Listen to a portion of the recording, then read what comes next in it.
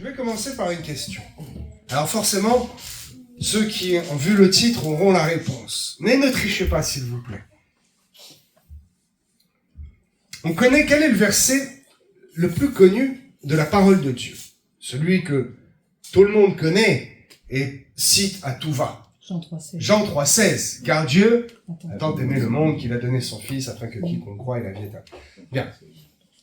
C'est un verset que nous tirons souvent de son contexte et que nous utilisons à bon escient. Certes, bien sûr. Mais la question, qui parle et à qui parle-t-il? Et c'est comme cela que je vais ouvrir mon message. Question qui peut paraître simple, bête. Non, il n'y a pas de question bête. Question qui va commencer à éveiller quelque chose en vous, je l'espère, dans le sens où il faut vraiment comprendre en profondeur les écrits. Pas simplement écouter ce que l'on vous dit, mais aller chercher vous-même. Parce que vous allez vous trouver vous allez être un peu surpris quand je vais vous donner la réponse. Et alors, ne vous humiliez pas et ne pensez pas que vous êtes sans instruction. Mais cette question pour une démonstration, pour vous démontrer que on pense connaître la parole et que les choses les plus simples, on ne les connaît pas. Qui parle et à qui s'adresse-t-il? Est-ce que quelqu'un ici a la réponse? Moi, j'arrive à la foule pour convertir. Il attend de... Ou à lui-même, il se parle à lui-même. Alors. Il a donné son Fils. C'est dans Jean 3,16. Ouais. Donc l'épître de Jean, 3e chapitre. Il se passe quelque chose de très important dans ce 3e chapitre. Que se passe-t-il juste avant au 2e chapitre? Vous devrez le savoir. Jean 2 nous relate les fameuses noces de Cana. Le premier miracle, connu comme étant le premier miracle, visible et manifesté. Parce que il y a beaucoup de miracles qui n'ont pas été relatés. Nous allons peut-être le voir, je ne sais pas, je vais me laisser guider. Bien. Donc je réponds à cette question pour que vous ne soyez pas frustrés. Qui parle? Jésus. Et vous savez que les paroles de Jésus ont une grande importance, un grand impact. Jésus s'est exprimé avec environ 300 mots. Et avec une simplicité remarquable. Et les paroles de Jésus, lorsqu'on les utilise selon la Bible, lorsqu'on cite un verset, il y a une puissance. Mais lorsqu'on ouvre la Bible et qu'on lit ce verset, je vous garantis que la puissance est tout autre. Il s'agit donc de Jésus qui parle. Quand est-ce qu'il parle? Déjà, il parle aussi à un moment particulier. Il fait nuit. Et à qui s'adresse-t-il? Tadadam, le titre de ce matin. Il s'adresse à Nicodème, le fameux Jean 3,16. C'est bien cela dont il est question. Le dialogue que Jésus a avec Nicodème. Alors, peut-être Nathan nous regarde, il sourit, et récemment, l'apôtre a fait mention de ce personnage. Et après le culte, l'exhortation de mercredi dernier, je me suis entretenu avec Nathan, et ce nom m'est redescendu, je ne sais plus pourquoi, je lui ai donné l'exemple. D'ailleurs, je cherchais le nom, je me suis trouvé bête et j'ai dit, mais attends, ce nom, ce personnage qui est avec Joseph d'Arimathée, qui est important au moment où il décroche, il récupère le corps de Jésus, là, on connaît ce nom, Nicodème. Ah, et je dis, ok, ça fait 2 fois que ce nom vient m'impacter dans la tête, il faut que j'aille creuser un petit peu parce que on pense connaître ce personnage, mais en fait, je viens de vous démontrer qu'on ne le connaît pas du tout. Tout le monde connaît le nom de Nicodème, bien sûr. Mais savez-vous, qui est-il? Ce qu'il a fait? Vous ne saviez même pas que c'est Jésus qui lui parle. C'est pour cela qu'il est important de prêcher cela ce matin. Nicodème. C'est étonnant parce que tout le monde connaît ce nom. C'était pas un sacrificateur, en tout cas. Non, il avait une fonction. Ouais. Il avait une fonction importante. Ouais. Et malgré sa fonction... Ouais, bien. Bien, ok. Nicodème est mentionné, le nom de Nicodème n'apparaît que 5 fois dans la Bible. Dans 3 épisodes différents. Cet homme apparaît une fois, une deuxième fois et une troisième fois. On pourrait aller prêcher bien en profondeur, et peut-être c'est une révélation, je ne sais pas. Ça m'est apparu ce matin et j'ai dit non, je ne vais pas vous embrouiller avec ça, mais commencez déjà à voir pourquoi 3 fois. Peut-être peut-on y voir le chiffre 3, la première chose qu'on pense, c'est le Père, le Fils et le Saint-Esprit. Bien. Peut-être que la première fois, il s'adresse et il cherche le Père. Peut-être que la deuxième fois, il vient aider la personne de Jésus. Et certainement que la troisième fois, lorsque le corps de Jésus est décroché de la croix, c'est le Saint-Esprit qu'il vient chercher. Mais je ferme cette parenthèse, parce que sinon je pourrais faire tout un séminaire là-dessus, et ce n'est pas le but. Ok. Donc, cité 5 fois dans 3 récits différents. On comprend que il y a quelque chose à creuser. Pourquoi un personnage si peu cité dans la parole, finalement si peu important, est-ce qu'on s'en souvient? Est-ce que tout chrétien connaît le nom de Nicodème? C'est important. Pourquoi est-ce que cet homme qui entend cette parole qui va le sauver en fait? Car Dieu a tant aimé le monde. Ce verset qui est écrit partout sur des pancartes, je pense à Marseille, c'est le long de l'autoroute, on le voit, ce Jean 3,16. Et peu, trop peu savent à qui s'adresse premièrement ce verset. Il s'adresse à Nicodème. Il s'adresse à cet homme qui, malgré toutes les apparences, eh bien, vient à Christ. On va voir qui est cet homme. Alors, pour votre culture, sachez que Nicodème a écrit un livre. Ok? Il a écrit un livre qui porte également le nom de, alors je l'ai marqué, livre de Pilate. Peut-être vous en avez déjà entendu parler. C'est un livre historique, mais pas divin. Un livre qui relate, en fait, le parcours de Jésus et qui relate ce qui s'est passé au moment de la crucifixion. Et bon, Nicodème s'exprime sur la visite de Christ au séjour des morts. Et c'est pour cela que c'est un peu borderline, où je ne vous recommande pas d'aller lire ce livre, parce que il n'a pas été sélectionné dans les 66 livres du canon biblique. Bien, il n'a même pas été sélectionné dans la Bible de Jérusalem, la Bible des catholiques, vous savez, éditée en 1500, où 7 livres ont été rajoutés. Bref, fermons la parenthèse. Donc, Nicodème, pour ma part, je le considère comme étant en fait peut-être le premier disciple de Christ. Disciple, non pas qui l'a suivi, mais qui a suivi la parole, qui a cru en Jésus. Qui était Nicodème? Michel a évoqué les Juifs, et oui, il était juif, bien sûr. Nicodème était un membre du tribunal juif. Comment s'appelle le tribunal juif? Le Sanhédrin, ou Sanhédrin. Et donc, il était aussi un pharisien. Vous savez qu'il y avait les pharisiens et les sadducéens. Les sadducéens étaient très riches, avaient beaucoup de commerce, avaient beaucoup de pouvoir dans la ville, et surtout, ce qui différencie les sadducéens des pharisiens, c'est la doctrine de la résurrection, croire en la résurrection des morts ou pas, plus quelques autres doctrines. Bref, mais ils étaient ensemble dans ce fameux tribunal juif pour juger d'autres juifs. Donc imaginez le degré de religiosité et le degré d'importance en fait de cet homme. Et là, vous comprendrez mieux pourquoi je vous prêche cela ce matin et qu'est-ce qui s'est passé dans son esprit. Bien, je vous donne tout de suite quelques références si vous voulez ouvrir la parole, comme moi je l'ai fait, j'ai mis mes petits repères là, mes petits marque-pages. Donc, il est question de Nicodème dans Jean 3. Est-ce qu'il y a encore du son, Michel? Peut-on me confirmer? Sur OBS, ça fonctionne bien. Jean 3, Jean 7 et Jean 19. Non, j'ai plus le son.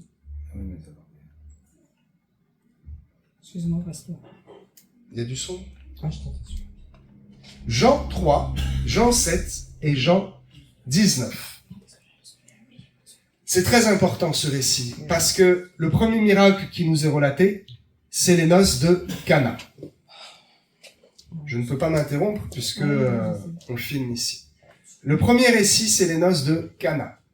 Puis, le deuxième miracle, alors ce n'est pas écrit un miracle, mais nous le prenons comme un miracle, parce que au travers de ce discours, il sauve l'âme de Nicodème.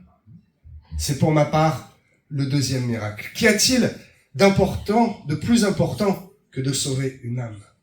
Et Jésus ici vient de faire un miracle extraordinaire. Il a changé l'eau en vin. Mais est-ce qu'une seule âme a été sauvée pendant ce mariage? Grâce à ce miracle, est-ce que le fait de changer de l'eau en vin a amené à Christ, a amené à Dieu une seule âme? On ne le dit pas dans le récit. Cela ne nous est pas relaté. Alors il a fallu que Christ démontre la puissance de la parole au travers de cet homme, Nicodème, qui vient nous chercher. Parce qu'il est écrit que d'autres miracles ont déjà été faits. Mais ces miracles ne sont pas mentionnés. Il peut être difficile de se situer au niveau chronologique à la fin du verset du chapitre 2, après le miracle de Cana. Il est écrit, voilà, puis le moins bon après, voilà, tel fut à Cana en Galilée le premier des miracles que fit Jésus. Cela est écrit, cela est relaté, c'est une certitude. Il manifesta sa gloire et ses disciples crurent en lui. Bien.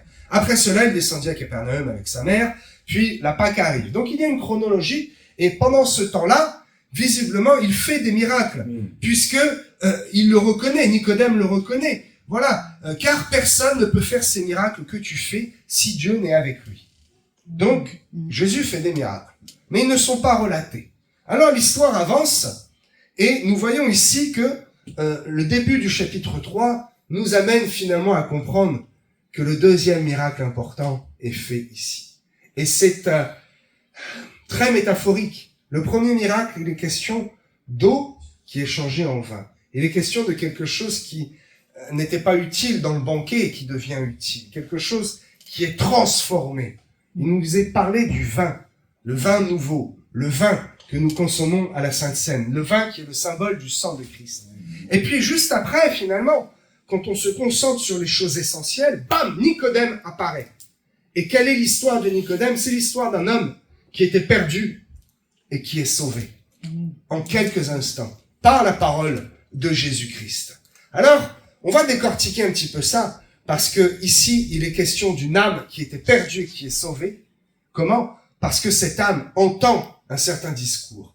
Et tout comme la prière de notre Père, que j'aime beaucoup, que nos frères catholiques aiment beaucoup et répètent sans profondeur. C'est en fait un mode d'emploi, c'est un manuel. Je l'explique et je le dis souvent, notre Père qui est aux cieux. C'est simplement reconnaître que Dieu est au-dessus et qu'il règne, que ton règne vienne. Oui, tu règnes sur la terre et sur ma vie, etc. Ici, l'histoire du Nicodème, eh ben je vous le dis, c'est également un mode d'emploi de comment aller évangéliser. N'allez pas évangéliser tout de suite en disant ton âme est perdue, il existe un paradis. Ce n'est pas le mode d'emploi que Christ nous donne avec Nicodème. Pourquoi est-ce que ce récit nous apparaît là, à ce moment-là, pour venir nous parler? Alors, qu'est-ce que Jésus lui explique? Cet homme est en fait à la base curieux, parce que il a entendu parler des miracles, il les a vus. Mais cela ne lui suffit pas. Il veut du concret. Il était instruit, je vais te dire tout à l'heure, parce que oui, le gars est dans le Sanhédrin quand même. Et il est même appelé presque docteur de la parole par Jésus, qui ne se moque pas de lui, mais qui rigole de son instruction, et finalement, malgré son instruction, de sa méconnaissance de la réalité spirituelle. Il lui demande comment je peux naître de nouveau. Merci, tout à fait, Mathieu. Ah oui, c'est dans ce C'est dans ce passage-là. Je vous incite vraiment à lire Jean 3 jusqu'au verset, je crois, 18, jusqu'au verset 21 même. Ok. Alors, voilà l'ordre de cet homme qui vient, qui est curieux et qui veut connaître en fait la vérité. Au travers de ce qu'il connaît, il veut une démonstration et il veut finalement ne pas seulement entendre un discours, mais vivre quelque chose. Alors il va voir Jésus au milieu de la nuit, on va voir ça aussi plus tard. Et Jésus lui explique. Jésus lui explique d'abord quoi? Il lui explique d'abord la nouvelle naissance. Cela peut paraître curieux. Lorsqu'on va évangéliser, ce n'est pas logique et ce n'est pas naturel de d'abord expliquer la nouvelle naissance, de dire il faut que tu naisses de nouveau. Et pourtant, c'est le maître qui parle, c'est Rabbi. C'est comme ça que Jésus évangélise Nicodème. C'est comme ça qu'il répond à sa demande. N'est-ce pas étrange? Il lui explique d'abord la nouvelle naissance. Il lui explique qu'il faut d'abord naître d'eau et d'esprit. Ben, qu'est-ce que... naître d'eau? Passer par le baptême d'eau et naturellement être également rempli de l'esprit, rempli du Saint-Esprit. Versets 3 à 8. Il s'agit du chapitre 3 pour l'instant. Versets 3 à 8, cela est détaillé. Puis ensuite, il lui explique, et cela est un clin d'œil à ceux qui sont sceptiques de la personne du Saint-Esprit. Il lui explique, avec cette métaphore du vent, le vent souffle là où il veut, versets 8 et 9, c'est ça, il lui explique la volonté propre du Saint-Esprit. Et on peut ici ouvrir une parenthèse qui pourrait être très longue. C'est-à-dire que le vent va où il veut, le Saint-Esprit va où il veut, il souffle où il veut, et il se meut, il bouge comme il veut. C'est bien une personne. Et le Saint-Esprit, ici, eh bien, souffle où il veut. Visiblement, il a soufflé sur Nicodème. Nous avons aussi ici, sur ce simple verset, la compréhension du mystère de la prédestination. Pourquoi est-ce que d'autres membres du Sanhédrin n'ont pas été curieux? C'est écrit ici, le vent souffle là où il veut. Puis Christ lui explique au verset 13 qu'il est bien descendu du ciel, que Christ est bien de nature divine et non pas de nature humaine. Ce n'est pas un prophète comme certains font. L'homme est né, l'homme a volé, a violé, a fait des guerres, il a tué, il a rendu esclave et il est mort sans faire aucun miracle. Et des millions de musulmans se mettent à genoux plusieurs fois par jour pour le prier. Non, Mohamed n'était pas divin. Jésus ici explique qu'il est bien descendu du ciel et qu'il est de nature divine. Je vais revenir dessus rapidement pour vous donner un bon conseil dans l'évangélisation. Puis ensuite, le fameux Jean 3, 16. Croire en Christ afin d'être sauvé. Parce que lui est d'abord venu nous rencontrer. Lui a d'abord donné sa vie pour sauver la nôtre. C'est à ce moment-là qu'il faut parler de ce fameux Jean 3, 16. Ensuite, au verset 17 et 18, le but de la venue de Christ. Le but, c'est de sauver le monde, de sauver l'humanité, et non pas de la condamner. Le but de Christ n'est pas de condamner, mais de sauver. Souvenez-vous que la loi a été faite pour condamner. La loi n'a plus à être une loi qui condamne, mais une loi qui nous sauve, parce que nous respectons la loi divine. Non plus cette loi qui a été écrite sur des tables de pierre, mais une loi qui est écrite sur le cœur de chair. Alléluia. Et au verset 19, il confirme que oui, il est bien la lumière. Et il enchaîne au verset 20 et 21 en expliquant que il faut faire le bien, qui est la lumière, et non le mal, qui est dans les ténèbres. Voyez-vous, en 21 versets, ce Nicodème est convaincu. En 21 versets, Jésus répond à toutes les questions et il couvre tous les doutes. D'abord, la nouvelle naissance, expliquer le changement, la métanoïa. Puis ensuite, que le Saint-Esprit existe réellement et que c'est lui qui souffle. C'est lui dont nous devons être animés, ce souffle de vie. Puis ensuite, la divinité de Jésus. Oui, c'est une réalité, il est sorti du ventre d'une femme, mais l'Esprit est bien descendu du ciel. Il vient bien de Dieu, il vient bien du ciel, il vient bien de quelque chose que nous ne pouvons encore comprendre et que nous appelons divin. Puis ensuite, que oui, pour être sauvés, nous devons croire, simplement croire. Christ n'est pas venu pour condamner, mais pour nous aimer. Il est la lumière et nous devons aller à sa suite et nous aussi refléter sa lumière et faire le bien dans le monde. Nicodème est tout simplement l'image d'un homme qui fait une vraie approche. Non pas en feu d'artifice, non pas comme malheureusement on le voit aujourd'hui, ces jeunes dans la rue, « Oh oui, alléluia, prie pour moi, ils dansent, super !» Ils sont contents parce qu'ils sont filmés, et puis ensuite il n'y a rien du tout. Non, Nicodème fait une vraie approche sincère. Il cherche à aller plus loin dans sa connaissance. Parce que je le rappelle, c'est un spécialiste de la parole. Il est membre du Sanhédrin. Donc pour juger, il faut connaître parfaitement les lois. Quelles lois? Les lois mosaïques, les lois de Moïse. Ces 613 préceptes et commandements, il les connaît très bien. Mais malgré tout, il ne connaît pas qui est Dieu. Il ne connaît pas le Saint-Esprit. Et il vient pour chercher la présence de Jésus. Il vient pour trouver ce qui n'est pas écrit dans les livres de la loi, mais ce qui est délivré par la parole de Christ lui-même.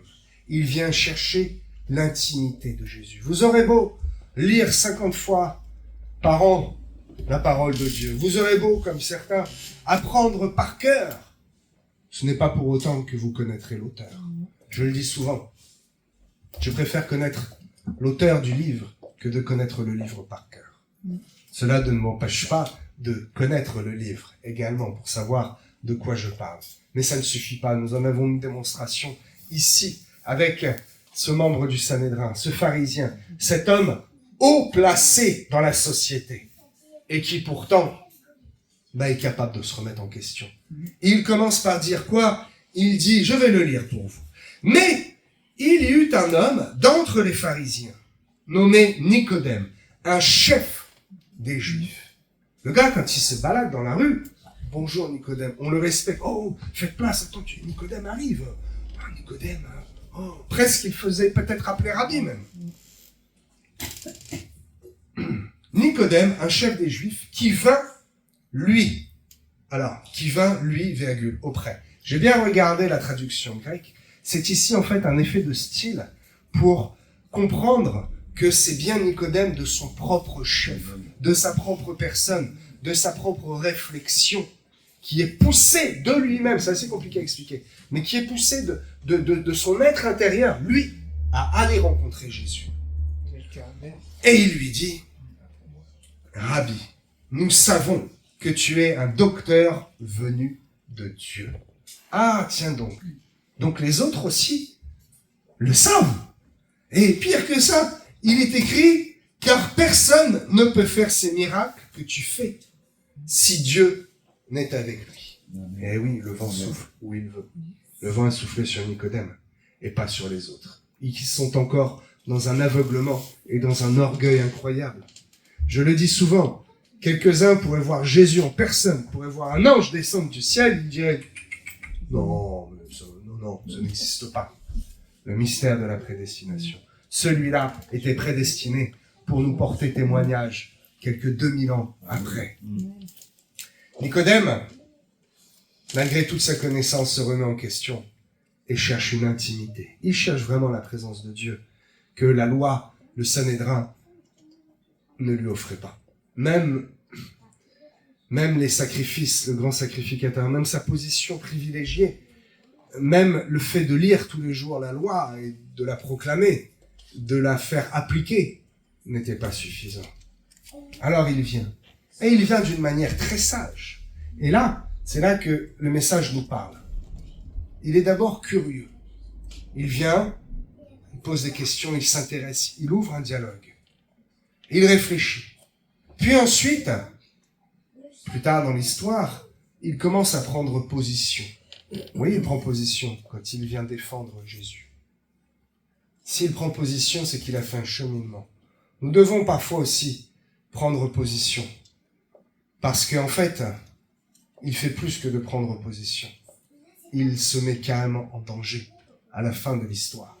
Lorsqu'il apporte publiquement de la myrrhe et de l'aloès, des herbes, des aromates pour embaumer le corps. Tout le monde voit ce qu'il fait, mais il n'en a aucune crainte. D'abord, il approche, il est curieux. Il s'intéresse et il vient même défendre le nom de Jésus. Il défend qui il est. Jésus n'a pas besoin qu'on le défende. Mais le fait de défendre le nom de Jésus, c'est prendre position. Et prendre position nous permettra plus tard, c'est ce qu'il a fait, de ne pas avoir peur des attaques du monde. Si déjà aujourd'hui, vous avez peur de prendre position, que se passera-t-il si demain on vient vous proposer la marque de la bête? Vous aurez peur de la refuser et peut-être vous la prendrez. Voyez-vous? Il y a un cheminement. Et Nicodème ici chemine. Nicodème vient rencontrer Jésus de nuit. Il y aurait aussi pas mal de choses à expliquer pourquoi la nuit. Quel est le symbole de la nuit? La nuit, c'est les ténèbres. La nuit représente aussi l'inconnu et la méconnaissance, l'ignorance. Un aveugle, il ne voit pas, il est dans la nuit, il avance sans voir. Nicodème est dans l'ignorance. Malgré sa connaissance des textes, il ignore tout de qui est Dieu, de qui est Jésus-Christ. Alors, Nicodème arrive de nuit. Et je vous le dis, beaucoup disent, oui, c'était pour se cacher. Je ne crois pas. C'est ma conviction. Je ne crois pas. Parce que cet homme est déjà courageux. Cet homme a déjà du courage en lui. il vient au milieu de la nuit parce que, et ça c'est ma conviction, c'est ma révélation, parce qu'il vient chercher Jésus dans un moment d'intimité. Amen. Pas dans la foule, pas Ok. dans le monde, dans le bruit du dehors. Il veut, et il sait ce qu'il veut, c'est un homme intelligent. Il veut un moment privilégié avec Jésus. Il ne vient pas au petit matin, il ne vient pas le soir ou lors d'un repas. Un repas, c'est convivial. Nicodème, avec sa position, aurait pu dire, bon, convoquez-moi cet homme-là qui fait des miracles, tout ça, je vais manger, on va se faire un petit resto, lui et moi, et puis on va discuter. Non. Il vient dans la nuit, dans l'humilité, parce qu'il faut être humble pour entendre la parole de Dieu. Malgré son statut, je le répète, de chef, il eut un homme d'entre les pharisiens nommé Nicodème, un chef des Juifs, un grand chef des Juifs. Et ce chef met son grade, met sa fonction de côté, sous ses pieds, derrière, peu importe. Il vient avec beaucoup de respect. Et il se laisse exhorter. Nous imaginons que même si ces 21 versets nous semblent courts, l'intimité et l'échange a été beaucoup plus long. C'est toute une partie de la nuit, carrément. Parce que qu'est-il écrit juste après? Après cela, Jésus, accompagné de ses disciples, se rendit dans la terre de Judée. Nous nous retrouvons donc ici au petit matin. Et Nicodème a eu le privilège de passer une partie de la nuit dans l'intimité, à être instruit et à écouter Jésus. Cet homme a de grandes qualités, parce que la graine a été semée et elle a germé petit à petit et ne s'est jamais arrêtée. Quelles sont les qualités de cet homme? Premièrement, il cherche. N'est-il pas écrit « Cherchez, frappez, et l'on vous ouvrira ». Jésus a ouvert la porte de son intimité. Si vous cherchez Jésus profondément, sans les strass et les paillettes de l'estrade, de l'église ou de la foule qui peut vous voir, alors oui, Jésus va vous ouvrir la porte de son bureau spirituel. Il cherche, puis il reconnaît et accepte quelque chose d'assez incroyable. Tu es un docteur venu de Dieu. Personne ne peut faire les miracles que tu fais. Il le reconnaît. Et il va plus loin que les autres qui reconnaissent mais qui refusent de croire. Nous savons que tu es un docteur venu de Dieu, mais mon ami, si tu le sais, viens rencontrer Jésus. Viens si tu sais que Dieu existe. Ne te contente pas de dire « il y a un Dieu ». Viens le rencontrer, fais comme Nicodème. Il écoute. Et pire que ça, chef du Sanhédrin, je ne sais pas si vous imaginez l'orgueil que ces hommes avaient. C'est quand on le voit un peu dans les films, c'est assez bien représenté. Ils ont tout un costume, on les voit de loin. Je veux dire, les gars, c'est des premiers ministres. Ils sont là, ils pavanent. Et ils peuvent, sur une parole, ils peuvent condamner toute une famille. Et bien, ce gars-là se laisse enseigner et il se laisse reprendre. Jésus lui dit, tu es le docteur d'Israël et tu ne sais pas ces choses. Tu es le docteur d'Israël. Hey, c'est un chef de chefs. Ce n'est pas juste un des chefs. C'est un grand chef, Nicodème. Il a une position dans le Sanhédrin, peut-être le juge principal. Mais je n'ai pas étudié cela. Passons. En tout cas, Jésus lui dit quoi? Tu es le docteur d'Israël et tu ne sais pas ces choses. Tu ne comprends pas quand je te dis qu'il faut naître de nouveau. Tu ne comprends pas quand je te dis qu'il faut métanoïa. Il faut switcher, il faut changer de comportement, de vie et de mode de pensée. Et alors, tu seras sauvé. Souvenez-vous l'ordre dans lequel Jésus évangélise Nicodème. Puis, Nicodème grandit. Sa foi ne reste pas à cet épisode de la nuit. Sa foi va le pousser à prendre position publiquement et au milieu des siens à défendre Jésus. Peut-être peut-on afficher, préparez-vous la sono, Jean, chapitre 7, au verset 51. Jésus, ici, est pris à partie par d'autres religieux du Sanhédrin. Et cet homme, Nicodème, connaît la loi. Et il sort la loi et il dit, mais ce n'est pas dans nos coutumes, ce n'est pas dans notre loi, on ne fait pas comme ça, on ne juge pas un homme comme cela, voyons. Notre loi condamne-t-elle un homme avant qu'on l'entende et qu'on sache ce qu'il a fait? Ici, Nicodème se fait l'avocat de Jésus. Oh, Jésus n'avait pas besoin. Mais Nicodème ici fait quelque chose, c'est sa foi. Il devient bouillant pour Christ. Après l'avoir rencontré de nuit, y a-t-il un autre épisode entre deux? Franchement, je ne crois pas. Je crois que une seule nuit d'intimité, dans la discussion, avec l'Esprit de Dieu, dans Jésus, dans cette atmosphère qui devait être si grandiose, si particulière, sans bruit, sans aucun autre parasite, sans aucun autre homme, juste la présence de Jésus. Cet instant l'a transformé, jusqu'à cet épisode où c'en est trop pour lui. Sa foi bouillonne, et il dit « Hey, arrêtez un peu le délire là! Qu'est-ce que vous êtes en train de faire? Notre loi ne condamne pas un homme sans qu'on l'ait entendu, voyons! Entendons cet homme. » Il vient, il prend position publiquement. Est-ce qu'il est lapidé? Est-ce que... Bon, non, c'est un grand homme, mais... Est-ce qu'il reçoit un blâme? Est-ce qu'il est destitué de sa position? Vous n'aurez jamais tort quand vous défendrez le nom de Jésus. Amen. Sa foi n'en reste pas là. Il défend Jésus. Et cela ne suffit pas. Cela nous amène à ce chapitre 7, verset 45. On n'est pas obligé de l'afficher. À partir du verset 45. La dernière fois où nous entendons parler de Nicodème. Cette fois-ci, c'est devant non pas seulement quelques témoins du Sanhédrin, parce qu'à ce moment-là, ils accusent Jésus, c'est le Sanhédrin, ils sont là, mais c'est devant toute une foule, devant tous ceux qui sont stupéfaits d'avoir vu Jésus mourir à la croix, d'avoir vu ces ténèbres venir, ces morts ressuscités. Souvenez-vous de ce qui s'est passé, ce soldat romain qui a dit, mais sans nul doute, il était bien fils de Dieu, il était bien celui qu'il disait être. Et il est là, Nicodème, il apparaît devant tout le monde, et il arrive avec quelque chose où on pourrait aussi développer, je vais le faire très rapidement, mais il arrive en amenant de la myrrhe et de l'aloès. Est-ce que on peut le lire? On peut le lire. Pardon, Jean 7, 45, c'est quand il défend Nicodème. 45 à 51. Et l'épisode où Jésus est crucifié et que Nicodème arrive, c'est donc dans Jean 19, verset, on peut le lire à partir du verset 38. Après cela, Joseph d'Arimathée, qui était disciple de Jésus, mais en secret, lui, il ne le montrait pas à tout le monde. Ça, c'est aussi autre chose. Joseph d'Arimathée appartenait à une autre catégorie de juifs qui, visiblement, étaient un peu des agents secrets et militaient secrètement pour défendre Jésus. Bref. Mais en secret par crainte des Juifs. Demanda à Pilate la permission de prendre le corps de Jésus, et Pilate le permit. Il vint donc et prit le corps de Jésus. Nicodème, qui auparavant, on rend témoignage de lui ici, était allé de nuit vers Jésus, vint aussi, apportant un mélange d'environ 100 livres de myrrhe et d'aloès. Ils prirent donc le corps de Jésus et l'enveloppèrent de bandes avec les aromates, comme c'est la coutume. Bien.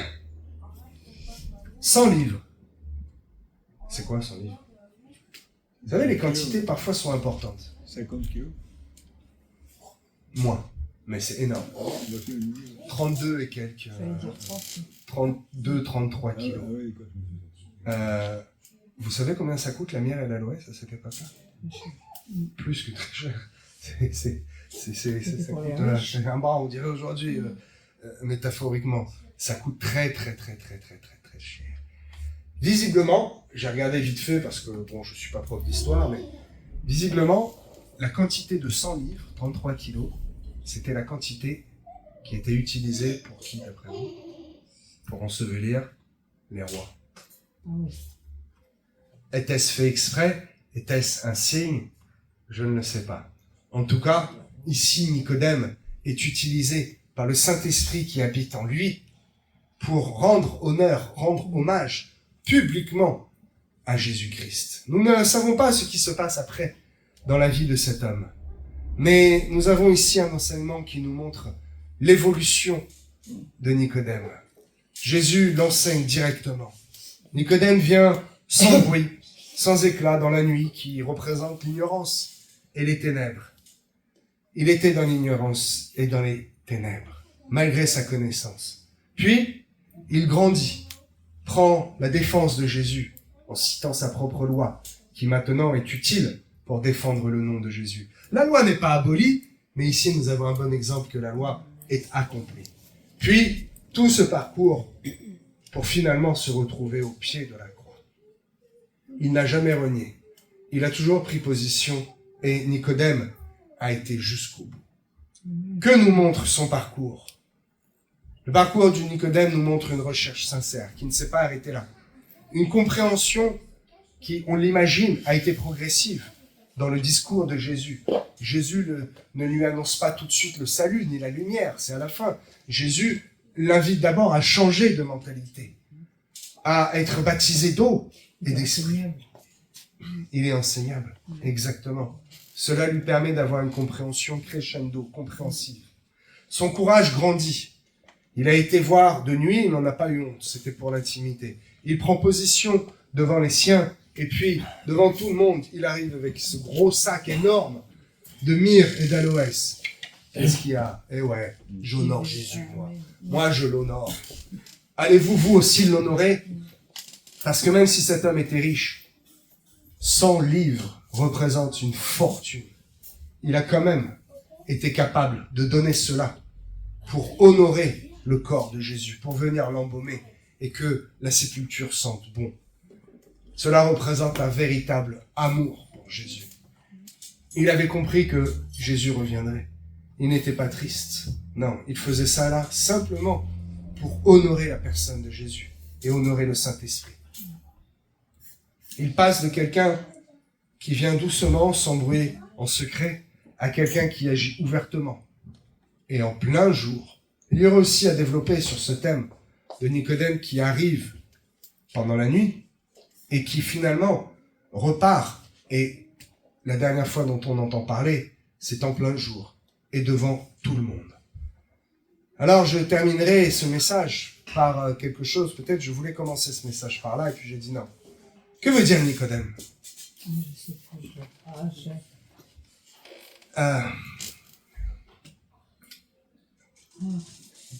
Vous allez le deviner tout seul.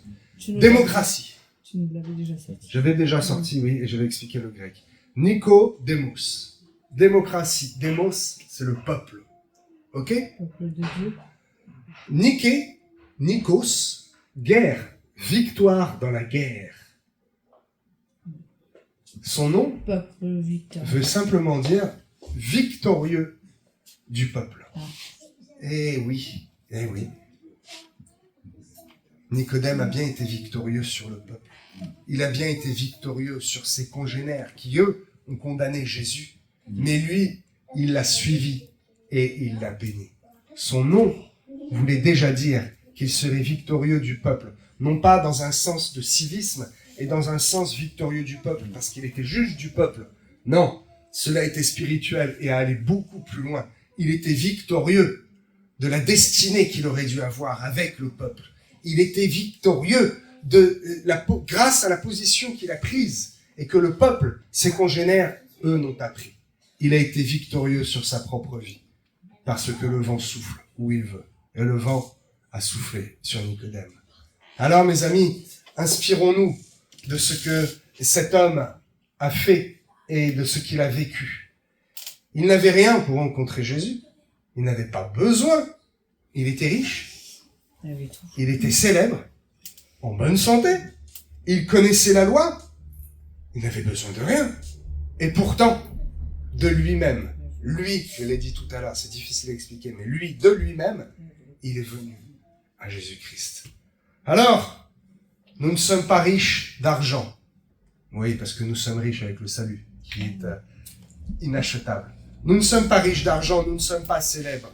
Alors, à combien plus forte raison, nous avons plus besoin de Jésus que Nicodème n'en avait besoin lui-même. Son courage doit nous inspirer, mes amis, parce qu'il a commencé dans la nuit et il termine en plein jour. Il a pris position devant ce monde et il n'avait aucune crainte, aucune peur du regard des pharisiens, du regard des gens. Tu sais, Il était Nicodème. tu sais à quoi ça me fait penser, Pasteur, si tu me permets? Dis-moi. J'ai remarqué dans les prêches, souvent, Jésus, il a été oint par des parfums ou des huiles. Oui. Et quand tu prêchais, j'ai pensé à celle que c'est qui, avec ses cheveux, a Oui, mis Marie. le parfum. Voilà, Oui. ça. Ouais. Jésus, on Souvent, pourrait aussi ouais. parler de plusieurs fois où Jésus a été couvert de parfum et de bonne odeur. Alors, à l'image de Nicodème, mes amis, je vous invite à continuer de mener le bon combat. Parce que oui, c'était un combat. Ses collègues ont dû lui dire « Mais qu'est-ce que tu fais? Attends, tu nous affiches devant tout le monde, là. On la connaît, la loi, comme toi. Tu n'étais pas obligé de parler. » Et ses collègues ont dû quand même essayer de le faire taire ou de lui parler. Alors, c'était un chef, donc c'était difficile, mais ça a été un combat pour lui, je vous le dis. Il était seul contre les autres, mais il a vaincu le peuple. Nicodème. Soyons comme lui. Menons le bon combat, parce que le jour arrive où très très bientôt, nous passerons des ténèbres de ce monde, de la nuit, à la lumière de Jésus-Christ en sa compagnie. Merci Seigneur. Alléluia. Amen.